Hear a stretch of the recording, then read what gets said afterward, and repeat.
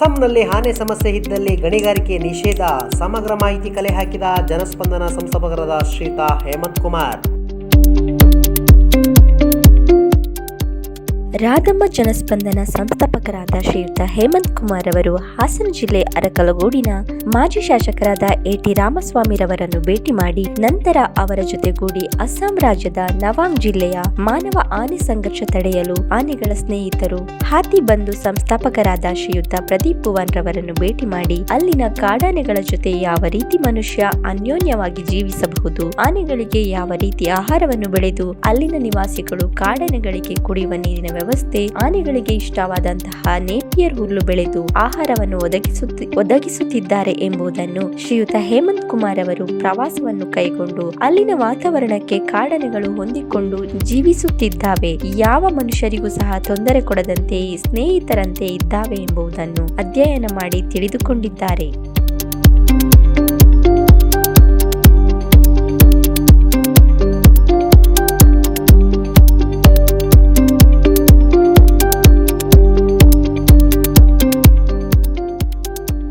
ಇವರು ಸುದ್ದಿವಾಹಿನಿಯ ಜೊತೆ ಮಾತನಾಡುತ್ತಾ ಅಸ್ಸಾಂ ನವಾಂಗ್ ಜಿಲ್ಲೆಯ ಹಾಲೆಬಂದು ಪ್ರದೇಶದಲ್ಲಿ 360ಕ್ಕೂ ಹೆಚ್ಚು ಆನೆಗಳು ವಾಸವಿದ್ದು 2015ರಿಂದ 2018ರವರೆಗೆ 34 ಜನರು ಸಾವನ್ನಪ್ಪಿದ್ದರು. ಸಂಸ್ಥೆಯು ಸರಿಯಾದ ರೀತಿಯಲ್ಲಿ ಶಿಕ್ಷಣ ಕೊಡುವುದರ ಮುಖಾಂತರ ಜನರ ವಿಶ್ವಾಸವನ್ನು ಗಳಿಸಿ ಜನರಿಂದಲೇ ಆನೆಗಳಿಗೆ ಆಹಾರವನ್ನು ಬೆಳೆಯಲು ಪ್ರಾರಂಭಿಸಿದ ಮೇಲೆ ಆನೆಯ ಮನಸ್ಥಿತಿ ಬದಲಾಗಿ ಜನರನ್ನು ಸ್ನೇಹಿತರಾಗಿ ಕಂಡಿದ್ದು 2023ರಿಂದ ಇಲ್ಲಿಯವರೆಗೆ ಯಾವುದೇ ಸಾವು ನೋವುಗಳು ಉಂಟಾಗಿಲ್ಲ. ಇದನ್ನು ಮನಗೊಂಡು ನಮ್ಮ ದೇಶದ ಪ್ರಧಾನಿಯವರು ಮನ್ ಕಿ ಬಾತ್ ನಲ್ಲಿ ಈ ಸಂಸ್ಥೆಯ ಕಾರ್ಯವೈಖರಿಯನ್ನು ಮೆಚ್ಚುಗೆ ವ್ಯಕ್ತಪಡಿಸಿದ್ದಾರೆ. ಕಾಡಾನೆ ಪ್ರದೇಶಗಳಲ್ಲಿ ಯಾವುದೇ ಗಣಿಗಾರಿಕೆಗೆ ಅನುಮತಿ ಇಲ್ಲ, ಎಲ್ಲಾ ರೀತಿಯ ಕಲ್ಲು ಗಣಿಗಾರಿಕೆಗೆ ನಿಷೇಧಿಸಲಾಗಿದೆ. ಇದು ಪ್ರಾಣಿಗಳಿಗೆ ಮತ್ತು ಆನೆಗಳಿಗೆ ಕಾಡಿನಲ್ಲಿ ನೆಮ್ಮದಿಯ ವಾತಾವರಣ ನಿರ್ಮಿಸಿದೆ. ಆದುದರಿಂದ ಹಾಸನ ಜಿಲ್ಲೆಯ ವ್ಯಾಪ್ತಿಯಲ್ಲೂ ಸಹ ಕಾಡಾನೆಗಳು ಇರುವ ಕಡೆ ಕಲ್ಲು ಗಣಿಗಾರಿಕೆಯನ್ನು ಸಂಪೂರ್ಣವಾಗಿ ನಿಷೇಧಿಸಬೇಕೆಂಬುದನ್ನು ಸರ್ಕಾರಕ್ಕೆ ಮನವಿ ಮಾಡಿ ಮನುಷ್ಯರ ಸಾವನ್ನು ಯಾವ ರೀತಿ ತಪ್ಪಿಸುವುದೆಂದು ವರದಿಯನ್ನು ಸರ್ಕಾರಕ್ಕೆ ಮುಟ್ಟಿಸುತ್ತೇನೆ ಎಂದರು.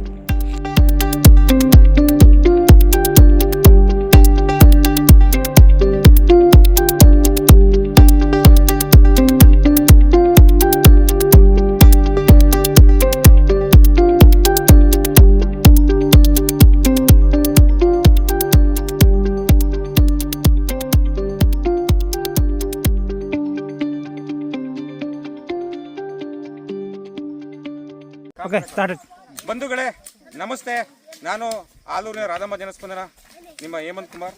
ಇವತ್ತು ನಾವು ಅಸ್ಸಾಂನ ಗೌಹಾಟಿ ರಾಜಧಾನಿಯಿಂದ ನಂಗಾವು ಅನ್ನೋ ಪ್ರದೇಶದಲ್ಲಿದ್ದೀವಿ. ನಂಗಾವು ಅನ್ನೋ ಪ್ರದೇಶ ದೇಶದ ನರೇಂದ್ರ ಮೋದಿಯವರು ಮನ್ ಕಿ ಬಾತ್ನಲ್ಲಿ ಕಳೆದ 5 ತಿಂಗಳಿಂದ ಹೇಳಿದರು, ಮಾನವ ಮತ್ತು ಆನೆಯ ಶಾಶ್ವತ ಪರಿಹಾರಕ್ಕಾಗಿ ಹಾತಿ ಬಂಧು ಅಂತ ಒಂದು ಸಂಸ್ಥೆಯನ್ನು NGO ಮುಖಾಂತರ ಕಟ್ಟಿ ಅಲ್ಲಿನ ಸ್ಥಳೀಯರನ್ನ ವಿಶ್ವಾಸಕ್ಕೆ ಪಡೆದು ಅಲ್ಲಿ ಸ್ಥಳೀಯರೇ ಬೆಳೆಗಳನ್ನು ಬೆಳೆದು ಪ್ರಾಣಿಗಳಿಗೆ ಬೆಳೆ ಅಂದರೆ ಆನೆಗಳಿಗೆ ಬೆಳೆಗಳನ್ನು ಬೆಳೆದು ಯಾವುದೇ ಮಾನವ ಮತ್ತು ಆನೆಗಳ ಸಂಘರ್ಷ ಆಗದಲೇ ಶೂನ್ಯ ಸಾವಿನ ರೇಷು ಇಳಿದಿದೆ ಅಂತ ಹೇಳಿದರು. ಕಳೆದ 2018ವರೆಗೂ ಪ್ರತಿ 3 ವರ್ಷಕ್ಕೆ 34 ಜನ ಸಾಯ್ತಾಯಿದ್ರು. 3 ವರ್ಷಕ್ಕೆ ತಿಂಗಳಿಗೆ ಸರಾಸರಿ ಒಬ್ಬರು ನಂಗೆ ಸಾಯ್ತಾಯಿದ್ರು. 36 ತಿಂಗಳಿಗೆ ಒಬ್ಬೊಬ್ಬರನ್ನ ಸಾಯ್ತಾಯಿದ್ರು. ಈ ಕ್ಷೇತ್ರದಲ್ಲಿ ಇವತ್ತು ನಾವಿದ್ದೀವಿ, ಒಂದೇ ಒಂದು ಸಾವಿಲ್ಲ. ಕಾರಣ ನೀವು ಗಮನಿಸಿ, ಇವರೆಲ್ಲ ಕೆಲಸ ಮಾಡ್ತಾಯಿದ್ದಾರಲ್ಲ, ಈ ಜಮೀನಲ್ಲಿ ಕೆಲಸ ಮಾಡ್ತಿದ್ದಾರಲ್ಲ, ತನ್ನ ಬದುಕಿಗಾಗಿ ಕೆಲಸ ಮಾಡ್ತಾ ಇಲ್ಲ, ಆನೆಯ ಬದುಕಿಗಾಗಿ ಕೆಲಸ ಮಾಡ್ತಿದ್ದಾರೆ. ಆನೆ ಯಾವತ್ತು ಆಸ್ತಿ ಕೇಳಲ್ಲ, ಒಡವೆ ಕೇಳಲ್ಲ, ಕಾರ್ ಕೇಳಲ್ಲ, ಮನೆ ಕೇಳಲ್ಲ. ಪ್ರಾಣಿಗಳಿಗೆ ಒಂದೇ ನಿಜವಾದಂಥ ಬೇಡಿಕೆ ಇರೋದು ಹಸಿವು. ಸ್ವಾಭಾವಿಕವಾಗಿ ಪ್ರಕೃತಿದತ್ತವಾಗಿ ಹಸಿವು ಮುಕ್ತ ನಾವು ಕರ್ನಾಟಕ ಅಂತ ಸರ್ಕಾರ ಯೋಜನೆ ಕೊಟ್ಟಿದೆ. ಮನುಷ್ಯರಿಗೆ ಮಾತ್ರ, ಪ್ರಾಣಿಗಳಿಗೆ ಕೊಟ್ಟಿಲ್ಲ. ಅದಕ್ಕೆ ಮಾನವ ಬಲಿ ಆಗ್ತಿದ್ದಾನೆ. ಇವತ್ತು ನೀವು ನೋಡಿ, ಇದೆಲ್ಲ ಕಾಣಿಸ್ತಾ ಇದೆ, ಇದೆಲ್ಲ ಕೆಲಸ ಮಾಡ್ತಾ ಇರೋದು. ಮತ್ತೆ ತಮ್ಮ ಹಿಂದೆ ನೋಡಿ, ನೇಪಿಯರ್ನ ಯಾವ ರೀತಿ ನಾನು ತೋರಿಸ್ತೀನಿ. ಗ್ರಾಸ್ ಮಾಡಿದ್ದಾರೆ ಅಂತ ನೋಡಿ, ಪ್ಲಾಂಟ್ ಮಾಡಿದ್ದಾರೆ ನೋಡಿ, ಇಲ್ಲಿ ನೋಡಿ.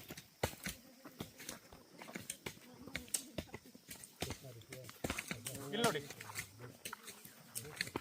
ಈ ಪ್ಲಾಂಟೇಶನ್ ಇಂದ ನೇಪಿಯರ್ ಬರುತ್ತೆ. ಈ ನೇಪಿಯರ್ ಬಂದು ಇಲ್ಲಿ ಟೋಟಲ್ ಇವ್ರು ಮಾಡಿರೋದು 310 ಎಕರೆಗೆ 30,000 ಬಾಳೆ ಗಿಡಗಳು. ಮತ್ತೆ ಇವ್ರು ಮಾಡಿರೋದು 2 ಪ್ರಾಣಿಗಳು, ಅಂದರೆ ಆನೆಗಳು ಎಲ್ಲಿ ಬಂದು ನಿಲ್ಲುತ್ತೋ ಅಲ್ಲಿ ಉಂಡೆಗಳು ಮಾಡಿದ್ದಾರೆ. ಅಲ್ಲಿಗೂ ಮುಂದೆ ಹೋಗ್ತೀವಿ, ಜೀಪಲ್ಲಿ ಹೋಗ್ತೀವಿ. ನಾವು ಜೀಪಲ್ಲಿ ಬಂದಿದ್ದೀವಿ, ಇಲ್ಲಿ ಯಾವುದೂ ವೆಹಿಕಲ್ ಬರೋಲ್ಲ. ಇವರೆಲ್ಲ ಸ್ಥಳೀಯರು. ಇವರೆಲ್ಲ ತನ್ನ ಮಗನ ಕಳ್ಕೊಂಡಿದ್ದಾರೆ, ಅಳಿನ ಕಳ್ಕೊಂಡಿದ್ದಾರೆ, ತಂದೆ ಕಳ್ಕೊಂಡಿದ್ದಾರೆ, ತಾಯಿ ಕಳ್ಕೊಂಡಿದ್ದಾರೆ. ಇವತ್ತು ಆ ನೋವಿನಿಂದ ಸರ್ಕಾರ ಏನೂ ಮಾಡ್ತಾ ಇಲ್ಲ ಅಂತ ಅವ್ರು ಕೈ ಕಟ್ಕೊಡ್ಲಿಲ್ಲ. ಅಲ್ಲಿ ಒಂದು ಆತಿ ಬಂದೊಂದು ಸಂಘಟನೆ ಮಾಡಿ ನಮ್ಮ ವಿನೋದ್ ಬಾಲ್ಸ್ಕರ್ ಅವರು 23 ವರ್ಷದಿಂದ ಚಿಕ್ಕ ಹುಡುಗನ ಇಂದ ಅಂದರೆ ಈಗ ವಿನೋದ್ ಅವರು ಇವರು ಸ್ಥಳೀಯರನ್ನ ವಿಶ್ವಾಸಕ್ಕೆ ತಗೊಂಡು ಪ್ರದೀಪ್ ಸರ್ ಅಂತ ಅವ್ರಿಗೂ ಕೂಡ ಭೇಟಿ ಮಾಡ್ತಾ ಇದ್ದೀವಿ. ಮುಂದಿನ ದಿನಗಳಲ್ಲಿ ನಾಳೆ ಅವ್ರನ್ನ ಭೇಟಿ ಮಾಡ್ತಾ ಇದ್ದೀವಿ.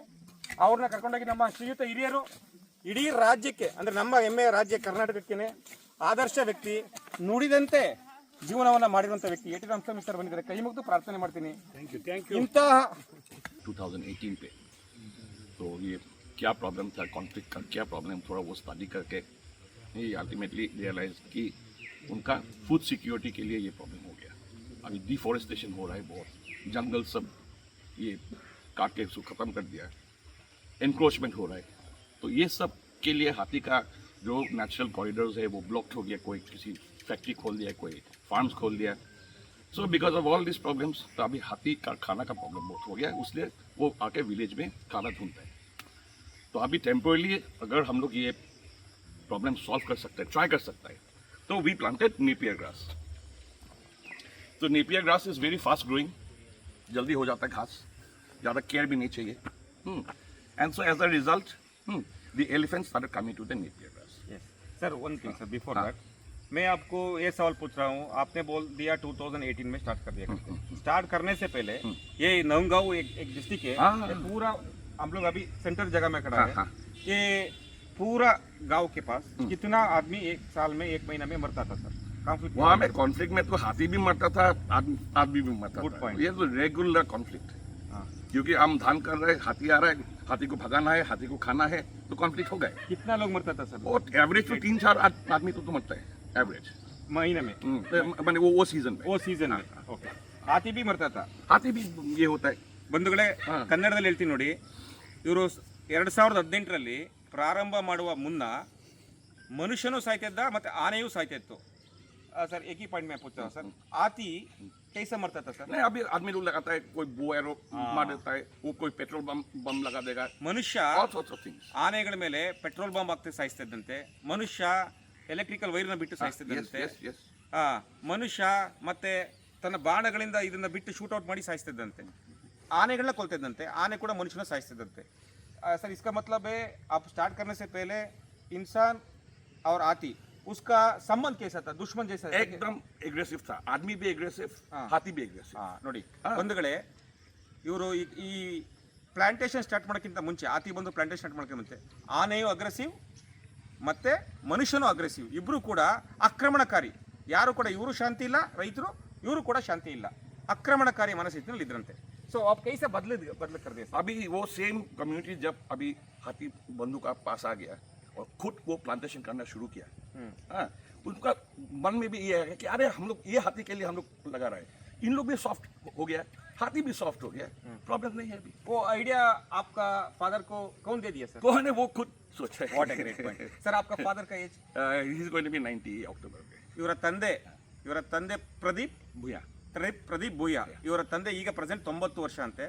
7 ವರ್ಷಗಳ ಮುಂಚೆ ಇವರ ತಂದೆಗೆ ಆತಿಗೆ ಏನು ಕೊಡಬೇಕು ಅನ್ನಿಸ್ತಂತೆ, ಜನಗಳಿಗೆ ಶಿಕ್ಷಣ ಕೊಟ್ರಂತೆ.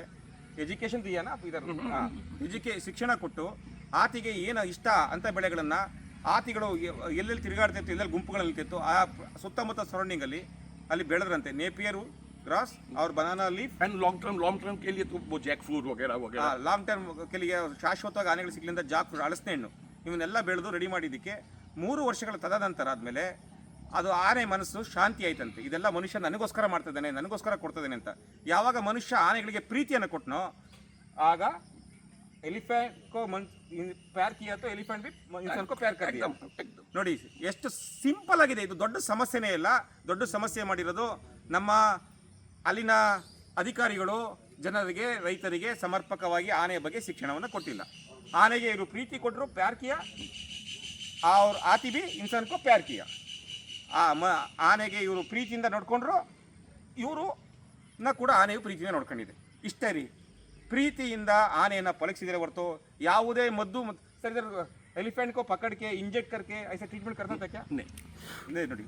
ದಯವಿಟ್ಟು ಗಮನಿಸಿ ಬಂಧುಗಳೇ, ಆನೆಗಳನ್ನು ಹಿಡಿದು ಇಂಜೆಕ್ಟ್ ಮಾಡಿ ಟ್ರಕ್ನಲ್ಲಿ ಕರ್ಕೊಂಡೋಗಿ ದಸರಾ ಆನೆಗಳನ್ನ ಬಳಸಿ 60 ಲಕ್ಷ ಬಳಸ್ತಾರೆ. ಪಬ್ಲಿಕ್ ಮನಿ ಒಂದು ಆನೆ ಹಿಡಿಯಕ್ಕೆ 60 ಲಕ್ಷ ಖರ್ಚು ಮಾಡ್ತಾರೆ.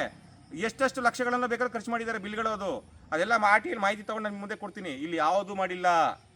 ಆನೆಗಳನ್ನು ಆಹಾರದಿಂದ ಮಾತ್ರ ಪಾಲಿಸಿ ಮನಸ್ಸನ್ನ BP ಅಂದರೆ ಅದು ಕ್ರೋಧಿತ ಮನಸ್ಸನ್ನು ಶಾಂತಿ ಮಾಡಿದ್ದಾರೆ. ಇವರು ಅವರ ಮಗ, ಇವತ್ತು ಅವರ ತಂದೆ ಆರೋಗ್ಯ ಸರಿಯಿಲ್ಲದೆ ಕೂಡ ಸಿಗ್ತಾರೆ. ನಾಳೆ ಅವ್ರ ತಂದೆ ನಾವು ಭೇಟಿ ಮಾಡ್ತಾ ಇದ್ದೀವಿ. 90 ವರ್ಷ ದೇಶದ ಪ್ರಧಾನಿಯವರು ಇವ್ರ ತಂದೆ ಬಗ್ಗೆ ಮಾತಾಡಿದ್ದಾರೆ. ಮನ್ ಕಿ ಬಾತ್ನಲ್ಲಿ ಮಾನವ ಮತ್ತು ಕಾಡಾನೆ ಸಂಘರ್ಷಕ್ಕೆ ಅವರು ಒಂದು ಇತಿಶ್ರೀ ಆಡಿದ್ದಾರೆ ಅಂತ. ಸರ್ ಅಭಿ ಡೆತ್ ರೇಷೋ ಕ್ಯಾ ಹೈ ಸರ್? अभी नहीं, अभी तो सुना ही नहीं हम ನೋಡಿ, ದಯವಿಟ್ಟು ಗಮನಿಸಿ, ದಯವಿಟ್ಟು. ಈಗ ಯಾವುದೇ ಮಾನವ ಮತ್ತು ಆನೆ ಸಂಘರ್ಷ ಇಲ್ಲ, ಶೂನ್ಯ. डेथ रेशो इल्ला सर. ये अभी पहले 2018 में कोई भी मरता है तो इंसान को कितना गवर्नमेंट पैसा देता था सर? हल्ली को मिलता था, आई डोंट नो, सम 10,000 15,000 ऐसा ನೋಡಿ, ಸರ್ಕಾರ ಆ ಸ್ಥಳದ ಸಾವಾದ ಟೈಮಲ್ಲಿ ರೈತರಿಗೆ 10-15 ಸಾವಿರ ಕೊಡ್ತಾ ಇದ್ರು. ವರ್ಷಕ್ಕೆ ಪರಿಹಾರ ಟೈಮಲ್ಲಿ 1 ಲಕ್ಷ ಕೊಡ್ತಾ ಇದ್ರಂತೆ. ಅಷ್ಟು ಬಿಟ್ಟರೆ ಬೇರೆ ಏನೂ ಇಲ್ಲ. ಬಟ್ ಈಗ ಪರಿಹಾರವೂ ಇಲ್ಲ, ಮನುಷ್ಯರಿಗೆ ಸಾವೂ ಇಲ್ಲ. ಅದನ್ನು ಎರಡೂ ಕೂಡ ಅವ್ರು ಮಾಡಿದ್ದಾರೆ. ಆತಿ ಬಂದು ಸಂಘಟನೆಯಲ್ಲಿ is father Pradeep Bhuvan sir, so ಅವರು ರುನಾವ್ ಅವ್ರ ಮಗ ರುನಾ ಸರ್ ಅವರು ಇವತ್ತು ನಮಗೆ ಇಲ್ಲಿ ಉಳಿಯೋದಕ್ಕೂ ಕೂಡ ಈ ಕ್ಯಾಂಪ್ನಲ್ಲಿ ವ್ಯವಸ್ಥೆ ಮಾಡಿಕೊಟ್ಟಿದ್ದಾರೆ. ಈ ಪೂರಾ ವ್ಯವಸ್ಥೆ ಕಿಯಾ ಹಮ್ ಲೋಗ್ grateful sir. Thank you for our pleasure to have you sir. Final question, last question sir. So this place ಎಷ್ಟು ಎಕರೆಗಳಿಂದ ನೀವು ಕೆಲಸ ಮಾಡಿದ್ದೀರಾ? ಎಷ್ಟು ಜನ ಮಾಡಿದ್ದೀರಾ? ಕಿತ್ನಾ ಲೋಗ್ ಕಿಯಾ ಕಾಮ್, ಕಿತ್ನಾ बाउंड्री के लिए एरिया में काम किया है? यहाँ पे लोकल जितना कम्युनिटी है यहाँ पे इन लोग आके खेलते हैं. नंगाव इंटीरियर प्लांटेशन सर कितना वहाँ पे? हाँ, पूरा all put together sir. People, at least 200 people to work from the village, at least 200. 200 people ಅಂದರೆ 200 ಜನ ಕೆಲಸ ಮಾಡಿದ್ದಾರೆ. ಆನೆಗಳಿಗೆ ಆಹಾರವನ್ನು ಬೆಳ್ಕೊಳ್ಳಿ ಸ್ಥಳೀಯರೇ ಯಾವುದೇ ಹಣದ ಆಸೆ ಇಲ್ಲದೆ. कितना बिग? No profit no loss, only ದಿಲ್, ಹಾರ್ಟ್ ಇಂದ ಆನೆಗಳಿಗೆ ಆಹಾರ ಬೆಳೆದುಕೊಟ್ಟಿದ್ದಾರೆ. ಅದು ಅವ್ರು ಎಲ್ಲಿ ಆನೆಗಳಿಂದ ಭತ್ತಗಳನ್ನ ಬೆಳೆಯೋಕ್ಕಾಗ್ತಾ ಇರಲಿಲ್ವೋ ಅಲ್ಲಿ ನೇಪಿಯರ್ ಹುಲ್ಲನ್ನ ಫ್ರೀಯಾಗಿ ಬೆಳೆದುಕೊಟ್ಟಿದ್ದಾರೆ. ಮಿಕ್ಕಿದ್ದ ಬೆಳೆಗಳು ಅವ್ರಿಗೆ ಸೇವ್ ಆಗಿದೆ सर. उसका क्रॉप अभी सेव हो गया फार्मर का? हाँ. अभी आगे में they used to go ahead, आगे चला जाता था हाथी.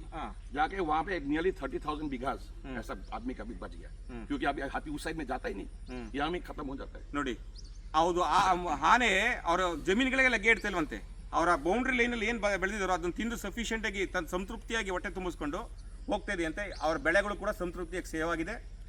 ಮತ್ತು ಆನೆಗಳು ಅವರ ಬೆಳೆನೂ ತಿಂತ ಇಲ್ಲ. ಇವರು ಬೆಳ್ಕೊಡ್ತಿರೋ ಫ್ರೂಟ್ಸ್ಗಳು ಮತ್ತು ನೇಪಿಯರ್ ಹುಲ್ಲು ಮತ್ತು ಬಾಳೆ ಲೀಫು ಇದನ್ನೆಲ್ಲ 30,000 ಬಾಳೆ ಲೀಫ್ನ ಬೆಳೆದಿದ್ದಾರೆ.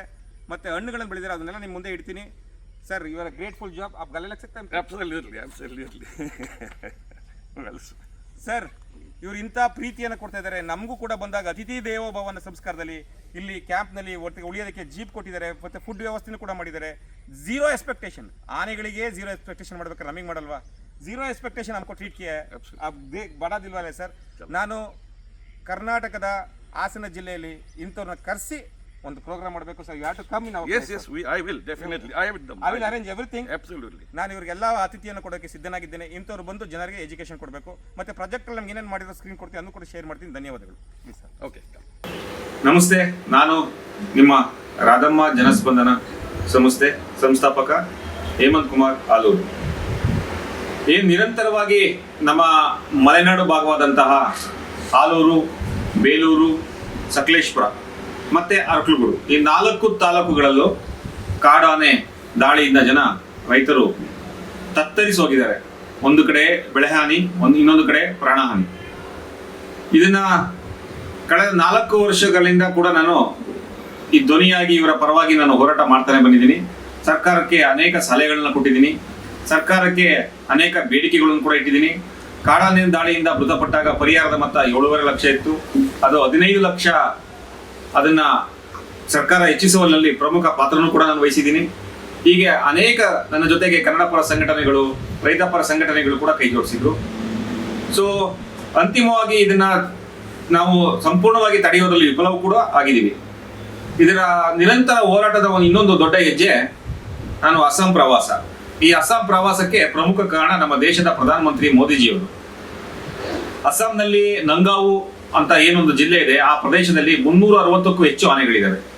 ಅಂತಹ ಪ್ರದೇಶದಲ್ಲಿ ಹಾತಿ ಬಂಧು ಅಂತ ಒಂದು ಸಂಸ್ಥೆಯನ್ನ ಕಟ್ಟಿ ಪ್ರದೀಪ್ ಭುವನ್ ಅಂತ ಅವರು ಈಗ ಸರಿಸುಮಾರು ಈಗ 91 ವರ್ಷ, ಅವರು 83 ವರ್ಷ ವಯಸ್ಸಿನಲ್ಲೇ ಒಂದು ಸಂಸ್ಥೆಯನ್ನ NGO ಮುಖಾಂತರ ಮಾಡಿ ಅಲ್ಲಿ ಸ್ಥಳೀಯರೆಲ್ಲ ವಿಶ್ವಾಸ ತಗೊಂಡು ಸಂಘಟನೆ ಮಾಡಿ ಅದನ್ನ ತಡೆದೇ ಆನೆ ಮತ್ತು ಮಾನವನ ಸಂಘರ್ಷವನ್ನ ತಡೆಯುವುದರಲ್ಲಿ ಯಶಸ್ವಿಯಾಗಿದ್ದಾರೆ ಅಂತ ಮನ್ ಕಿ ಬಾತ್ ಕಾರ್ಯಕ್ರಮದಲ್ಲಿ ದೇಶದ ಪ್ರಧಾನಿಯವರು ನಮ್ಮನ್ನ ಗಮನ ಸೆಳೆದಿದ್ರು. ಅದನ್ನ ಹುಡುಕುತ್ತಾ ಹೋದಾಗ ನಾನು ಸಂಪರ್ಕ ಮಾಡಿ ಅಸ್ಸಾಂ ಪ್ರದೇಶಕ್ಕೆ ನನ್ನ ಜೊತೆಗೆ ಹಿರಿಯರಾಗಿರುವ ನಮ್ಮ ಜಿಲ್ಲೆಯ ಅರಕಲಗೂಡಿನ ಮಾಜಿ ಶಾಸಕರು, ಪರಿಸರಕ್ಕಾಗಿ ನಾವು ಪರಿಸರದ ಮೇಲೆ ಕೆಲಸ ಮಾಡುತ್ತಿರುವ ರಾಜ್ಯಾಧ್ಯಕ್ಷ ಆಗಿರುವಂತಹ ಶ್ರೀಯುತ ಎಟಿ ರಾಮಸ್ವಾಮಿ ಸರ್ ಅವರನ್ನ ನಾನು ಮನವಿ ಮಾಡಿದೆ. ಮನವಿಗೆ ಸ್ಪಂದಿಸಿ ನನಗೆ ಅವರು ದಿನಾಂಕ ಕೊಟ್ಟರು. ಆ ದಿನಾಂಕದಂತೆ ಎಲ್ಲವನ್ನ ನಿಗದಿಪಡಿಸಿ ಕಳೆದ ವಾರದಲ್ಲಿ ಅಸ್ಸಾಂನ ನಂಗಾವು ಜಿಲ್ಲೆಗೆ ಭೇಟಿ ಕೊಟ್ಟು ಅಲ್ಲಿ ಪ್ರದೀಪ್ ಭುವನ್ ಈಗ 91 ವರ್ಷ ಅವರಿಗೆ ಗೌರವ ಸಲ್ಲಿಸಾದ್ಮೇಲೆ ನಾವು ಅಲ್ಲಿ ಯಾವ ರೀತಿ ನೀವು ಕಾಡಾನೆ ದಾಳಿನ ತಡೆಯುವುದರಲ್ಲಿ ನೀವು ಸಾಧನೆ ಏನ್ ಮಾಡಿದಿರಲ್ಲ, ಹೆಜ್ಜೆ ಇಟ್ರಿ, ಅದಕ್ಕೆ ನಿಮ್ಗೆ ಸಾಧಕ ಬಾಧಕಗಳು ಏನೇನು ನೀವು ಕರ್ತವ್ಯನ ನಿರ್ವಹಿಸಬೇಕಾದ್ರೆ ಅಡ್ಡಿಗಳು ಏನೇನು ಬಂತು, ಮತ್ತೆ ತಾವು ಏನೇನು ಪರಿಣಾಮಗಳನ್ನು ಎದುರಿಸಬೇಕಾಯ್ತು, ಮತ್ತೆ ಯಶಸ್ಸು ಯಾವ ರೀತಿ ಸಿಕ್ತು ಅಂತ ಕೇಳಿದಾಗ ಅತ್ಯಂತ ಸ್ಪಷ್ಟವಾಗಿ ಮಾಹಿತಿ ಕೊಟ್ಟರು. ಅಲ್ಲಿ ಇವರು NGO ಮಾಡಿದಾಗ ಅಲ್ಲಿ ಸ್ಥಳೀಯರು ಯಾರು ಇವ್ರ ಜೊತೆ ಕೈ ಜೋಡಿಸಿರ್ಲಿಲ್ಲ, ಎಲ್ಲ ವಿರೋಧ ವ್ಯಕ್ತಪಡಿಸಿದ್ರು. ಒಂದು ಭೂ ಒತ್ತುವರಿ ಆಗಿತ್ತು, ಅರಣ್ಯ ಪ್ರದೇಶವನ್ನ ಭೂ ಒತ್ತುವರಿ ಮಾಡ್ಕೊಂಡು ಎನ್ಕ್ರೋಚ್ಮೆಂಟ್ ಮಾಡ್ಕೊಂಡು ಜಮೀನುಗಳಾಗಿ ಬದಲಾವಣೆ ಮಾಡ್ಕೊಂಡಿದ್ರು. ಆನೆ ತಿರುಗುವಂತ ದಾರಿ, ಆನೆ ಜಾಡು ಅಂತ ಹೇಳ್ತಾರೆ ನೋಡಿ, ಆನೆ ನಡೆದಿದ್ದೇ ದಾರಿ, ಆ ದಾರಿ ಎಲ್ಲ ಕೂಡ ಮಾಯವಾಗಿತ್ತು. ಕಾಡಾನೆಗಳಿಗೆ ಅದು ತುಂಬಾ ಕೋಪ ಬರ್ತಾ ಇತ್ತು. ಕೋಪದಿಂದ ಇವ್ರೇನ್ ಮಾಡ್ತಾ ಇದ್ರು, ಆನೆ ನಮ್ಮ ಶತ್ರು ಅಂತ ಭಾವಿಸಿದ್ರು ನಾಗರಿಕರು, ರೈತರು. ಆನೆಗಳಿಗೆ ಮನುಷ್ಯ ಶತ್ರು ಅಂತ ಮಾನಸಿಕವಾಗಿ ಇಬ್ಬರು ಕಡೆಯಿಂದನೂ ಕೂಡ ಅದು ಭಾವನೆಗಳು ಮೂಡಿತ್ತು. ಇದನ್ನ ಅರ್ಥ ಮಾಡ್ಕೊಂಡಂತಹ ಆತಿ ಬಂಧು ಅನ್ನೋ ಸಂಸ್ಥೆಯವರು ಮೊದಲು ಆನೆ ನಿಮ್ಮ ಶತ್ರು ಅಲ್ಲ, ಮತ್ತೆ ಆನೆಗೆ ಮನುಷ್ಯನು ಕೂಡ ಶತ್ರು ಎಂಬ ಭಾವನೆ ಬರಬೇಕು ಅಂದ್ರೆ ಮನುಷ್ಯನ ಹತ್ರ ಏನ್ ಮಾಡಿಸ್ಬೇಕು ಅಂತ ಆ ಒತ್ತುವರಿ ಆಗಿದಂತ ಭೂಮಿಯಲ್ಲಿ ಆ ಮ್ಯಾಪಿಂಗ್ ಮಾಡಿ ಎಡ ಮತ್ತೆ ಬಲ ಎರಡೂ ಭಾಗದಲ್ಲಿ ಜನರ ವಿಶ್ವಾಸಕ್ಕೆ ತಗೊಂಡು ಎಡಗಡೆ ಒತ್ತುವರೆ ಬಲಗಡೆ ಒತ್ತುವರಿನಲ್ಲಿ ಆನೆಗಳಿಗೆ ಇಷ್ಟವಾದಂತ ಬೆಳೆಗಳು, ನೇಪಿಯರ್ ಹುಲ್ಲು, ಬಾಳೆ ಗಿಡ ಮತ್ತೆ ಕುಂಬು ಬೀರ್ ಅಂತ ಆನೆಗಳಿಗೆ ತುಂಬಾ ಇಷ್ಟಪಡುವಂತ ಹಣ್ಣುಗಳನ್ನ ಬೆಳೆದು ಕೊಡೋದಕ್ಕೆ ವಿಶ್ವಾಸ ಗಳಿಸಿದ್ರು. ವಿಶ್ವಾಸ ಗಳಿಸಿದ ಮೇಲೆ ರೈತರುಗಳಿಗೆ 60-40 ಅನುಪಾತದಲ್ಲಿ ಬೆಳೆ ಪರಿಹಾರ ಕೊಟ್ಟರು. 60 ಭಾಗ ರೈತರಿಗೆ, 40 ಭಾಗ ಆನೆಗಳಿಗೆ, ತಾವು ಬೆಳೆಯುವಂತ ಬೆಳೆಗಳಿಗೆ ಪರಿಹಾರ ಮುಖಾಂತರ ಕೊಟ್ಟರು. ಸೊ ಇದಾದ್ಮೇಲೆ ಜನ ಹಂತವಾಗಿ ಆತಿ ಬಂಧು ಅನ್ನೋ ಸಂಸ್ಥೆ ಶಿಕ್ಷಣಕ್ಕೆ ಟ್ರೈನಿಂಗ್ ಸೆಂಟರ್ಗಳು ಮಾಡಿದಾಗ ಅಲ್ಲಿ ಬರ್ತಾ ಇದ್ರು. ಅಲ್ಲಿ ಟ್ರೈನಿಂಗ್ ಸೆಂಟರ್ ಕೂರೋದಕ್ಕೆ ಪ್ರಾರಂಭಿಕವಾಗಿ ಒಬ್ಬರಿಗೆ 200 ರೂಪಾಯಿ ಕೂಲಿ ಕೊಡ್ತಾ ಇದ್ರು. ಯಾವುದೇ ವ್ಯಕ್ತಿ ಆನೆ ಬಗ್ಗೆ ಮಾಹಿತಿ ತಿಳ್ಕೊಬೇಕು ಅಂತಂದ್ರೆ ಆತಿ ಬಂಧು ಸಂಸ್ಥೆಯಿಂದ ಅವ್ರಿಗೆ 200 ರೂಪಾಯಿ ಕೊಡ್ತಾರೆ ಪರ್ ದಿನಕ್ಕೆ. 200 ರೂಪಾಯಿ ಕೊಡ್ತಾರೆ ನಾವೊಂದು ಇದಕ್ಕೋಸ್ಕರ ಕಮಿಟ್ಮೆಂಟ್ಗೋಸ್ಕರ ಜನ ಅಲ್ಲಿ ಶಿಕ್ಷಣ ತಗೊಳಕ್ ಹೋಗ್ತಿದ್ರು. ದಿನಕ್ಕೆ 3 ಗಂಟೆ ಕೂತ್ರೆ 200 ರೂಪಾಯಿ. ಆನೆಗಳು ಬಂದಾಗ ನಾವು ಹೇಗೆ ವರ್ತನೆ ಮಾಡಬೇಕು, ಮದ್ದು ಮತ್ತು ಸಿಡಿಮದ್ದುಗಳನ್ನ ಸಿಡಿಸಬಾರ್ದು, ಆನೆಗಳನ್ನು ಹೇಗೆ ತಂಡಕ್ಕೆ ಸೇರಿಸಬೇಕು, ತನ್ನ ಕುಟುಂಬಕ್ಕೆ ಸೇರಿಸಬೇಕು ಅಂತ ಮಾಹಿತಿ ಕೊಡ್ತಾ ಇದ್ರು. ಇಷ್ಟೆಲ್ಲ ಪರಿಣಾಮ ಜನರು ಶಿಕ್ಷಣವಾಗಿ ವೈಲ್ಡ್ ಲೈಫ್ ತಜ್ಞರ ಮುಖಾಂತರ ಅವ್ರೇನು ಶಿಕ್ಷಣ ಕೊಟ್ಟರು ರಿಸೀವ್ ಮಾಡ್ಕೊಂಡಾದ್ಮೇಲೆ ಅದನ್ನ ಸಂಪೂರ್ಣವಾಗಿ ಜನರು ಇಂಪ್ಲಿಮೆಂಟ್ ಮಾಡಿದ್ರು. ಮತ್ತೆ ಬೆಳೆಗಳನ್ನ ಬೆಳೆದ್ರು, ಕುಡಿಯೋ ನೀರಿಗಾಗಿ ಪ್ರತ್ಯೇಕ ಉಂಡೆಗಳನ್ನ ಮಾಡಿದ್ರು. ಆನೆಗಳು ಎಲ್ಲೆಲ್ಲಿ ಗುಂಪುಗಾರಿಕೆಗೆ ಬರ್ತಿತ್ತು ಅಲ್ಲಲ್ಲಿ ಉಂಡೆಗಳನ್ನ ಮಾಡಿದ್ರು. ಉಂಡೆಗಳನ್ನ ಮಾಡಿದ ಪರಿಣಾಮ ಅಲ್ಲಿ ನೀರು ಅತಿ ಹೆಚ್ಚಾಗಿ ಆನೆಗಳಿಗೆ ಬೇಸಿಗೆಗಾಲದಲ್ಲಿ ಕುಡಿಯಕ್ಕೆ ಪ್ರಾರಂಭ ಆಯಿತು. ಈ ನೀರು ಮತ್ತು ಆಹಾರದ ವ್ಯವಸ್ಥೆ ಎರಡೂ ಕೂಡ ಸಂಪೂರ್ಣವಾಗಿ ಆನೆಗಳಿಗೆ ಸಿಕ್ಕಿದ್ಮೇಲೆ ತನ್ನ ಒತ್ತುವರಿಯಾಗಿದ್ದಂತ ಭೂಮಿ ಏನು ಕ್ಲಿಯರೆನ್ಸ್ ಮಾಡ್ಕೊಟ್ರಲ್ಲ, ಆನೆ ಜಾಡಿದೆಯಲ್ಲ ಅದು ಕ್ಲಿಯರ್ ಮಾಡ್ಕೊಟ್ಟಾದ್ಮೇಲೆ ಆನೆಗೆ ಮನುಷ್ಯ ನನಗೆ ಸ್ನೇಹಿತ, ಮನುಷ್ಯ ನನ್ನ ಶತ್ರು ಅಲ್ಲ ನನ್ನ ಭಾವನೆ ಮೂಡಿತು. ಈ ಭಾವನೆ ಮುಖಾಂತರ ಏನ್ ಮಾಡಿದ್ರು, ಆನೆ ಮತ್ತು ಮಾನವ ನಡುವೆ ಸಂಘರ್ಷ ಕಡಿಮೆ ಆಯಿತು. ಮತ್ತೆ ಸಿಡಿಮದ್ದುಗಳನ್ನ ಸಿಡಿಸ್ತಾ ಇರಲಿಲ್ಲ. ಪ್ರಮುಖವಾಗಿ ಇನ್ನೊಂದು ಅಂಶ ತಮ್ಮ ಮಾಧ್ಯಮದಲ್ಲಿ ಕೇಳ್ತೀನಿ, ಯಾವುದೇ ಆನೆ ಏರಿಯಾ ಅಂದ್ರೆ ಇಲ್ಲೆಲ್ಲ ನೀವು ವಾಚ್ ಮಾಡಬಹುದು, ನೀವು ಆನೆಗಳಿರೋ ಪ್ರದೇಶ ಎಚ್ಚರಿಕೆಯಿಂದ ಬೋರ್ಡ್ ಹಾಕಿರ್ತಾರೆ. ಆನೆಗಳಿರೋ ಪ್ರದೇಶದಲ್ಲಿ ಕಲ್ಲು ಗಣಿಗಾರಿಕೆ ಅಥವಾ ಯಾವುದೇ ಗಣಿಗಾರಿಕೆ, ಸಿಡಿ ಮತ್ತು ಗುಡ್ಡಗಳು ಸಿಡಿಸುವಂತಿಲ್ಲ, ಸಂಪೂರ್ಣ ನಿಷೇಧ ಮಾಡಿಸಿದ್ದಾರೆ. ಅಸ್ಸಾಂನ ಗೌಹಾಟಿ ಹೈಕೋರ್ಟ್ನಲ್ಲಿ, ಅಸ್ಸಾಂನ ಹೈಕೋರ್ಟ್ ರಾಜ್ಯದಲ್ಲಿ ಹೋಗಿ ಅವರು ಒಂದು PL ಹಾಕಿ ಒಂದು ತಂದಿದ್ದಾರೆ. ಅದು ಕೂಡ ಪ್ರಾಣಿಗಳಿಗೆ ಶಾಂತಿಯ ಒಂದು ನೆಲೆ ಕಲ್ಪಿಸ್ಕೊಳ್ಳೋದಕ್ಕೆ ಪ್ರಮುಖ ಪಾತ್ರ. ಇಷ್ಟೆಲ್ಲ ಒಟ್ಟಿಗೆ ಸೇರಿ 2015ರಿಂದ 2018ರವರೆಗೆ 34 ಜನ ಆ ಪ್ರದೇಶದಲ್ಲಿ ಸಾವನ್ನಪ್ಪಿದ್ದಾರೆ. 34 ಜನ ರೈತರು, ಹುಡುಗರು ಮತ್ತೆ ವಯಸ್ಸಾಗಿರೋರು ಎಲ್ಲರೂ ಕೂಡ ಸಾವನ್ನಪ್ಪಿದ್ದಾರೆ. 2023ರಿಂದ ಪ್ರೆಸೆಂಟ್ ಟಿಲ್ ನೌ ಅಂದ್ರೆ ಈ ದಿನಾಂಕದವರೆಗೂ ಕೂಡ ಒಂದೇ ಒಂದು ಸಾವು ಇಲ್ಲ, ಶೂನ್ಯ ಮಾಡಿದ್ದಾರೆ. ಇದಕ್ಕೆ ಆಹಾರ ಭದ್ರತೆ, ಪ್ರಾಣಿಗಳಿಗೆ ಮತ್ತೆ ಪ್ರಾಣಿಗಳಿಗೆ ಕುಡಿಯುವ ನೀರಿನ ವ್ಯವಸ್ಥೆ, ತಿರುಗಾಡುವಂತ ದಾರಿ, ಆನೆ ಜಾಡಿದೆ ಅದು ಕ್ಲಿಯರೆನ್ಸ್ ಮಾಡ್ಕೊಟ್ಟಿದ್ದಾರೆ. ಕಲ್ಲು ಗಣಿಗಾರಿಕೆ, all type of mining ban ಮಾಡಿಸಿದ್ದಾರೆ ಆನೆ ಇರೋ ಪ್ರದೇಶ ಬೌಂಡ್ರಿಲಿ. ಮತ್ತೆ ಜನರಿಗೆ ಸರಿಯಾದ ಶಿಕ್ಷಣ, ಆನೆ ಬಂದ್ರೆ ಹೇಗೆ ವರ್ತಿಸಬೇಕು, ಮತ್ತೆ ಬೆಳೆಗಳಿಗೆ 60-40 ಅನುಪಾತದಲ್ಲಿ ಬೆಳೆ ಪರಿಹಾರ ಕೊಟ್ಟಿದ್ದಾರೆ. ಇಷ್ಟು ಅಧ್ಯಯನ ಮಾಡಿದೀವಿ. ಈಗ ನಮ್ಮ ಜಿಲ್ಲೆಯ ಹಿರಿಯರಂತ ಎಟಿ ರಾಮಸ್ವಾಮಿ ಸರ್ ಅವರು ಸರ್ಕಾರಕ್ಕೆ ಪತ್ರ ಬರೀತಿದ್ದಾರೆ. ಮತ್ತೆ ಸರ್ಕಾರದ ಸಂಬಂಧಪಟ್ಟಂತ ಅರಣ್ಯ ಮಂತ್ರಿಗಳು ಮತ್ತು ಅರಣ್ಯ ಉನ್ನತ ಅಧಿಕಾರಿಗಳನ್ನ ಒಂದು ಸಭೆ ಮಾಡಿ ಅವರಿಗೆ ವರದಿ ಕೊಡ್ತೀವಿ. ಅವರು ತಗೊಳ್ಳೇಬೇಕಾಗತ್ತೆ, ಇಂತಹ ವರದಿಯನ್ನು ಅನುಷ್ಠಾನ ಮಾಡಲೇಬೇಕಾಗತ್ತೆ. ಒಂದು ವೇಳೆ ಮಾಡಿಲ್ಲ ಅಂತಂದ್ರೂ ಕೂಡ ಕಲ್ಲು ಗಣಿಗಾರಿಕೆ, ಸ್ಟೋನ್ ಮೈನಿಂಗ್ ವಿರುದ್ಧ ನನ್ನ ಹೋರಾಟ ಅಲ್ಲ, ಆನೆಗಳು ಮತ್ತು ಮನುಷ್ಯರ ನಡುವೆ ನಡೀತಿರೋ ಯುದ್ಧವನ್ನು ನಿಲ್ಲಿಸಬೇಕು ಅಂತ ನನ್ನ ಹೋರಾಟ.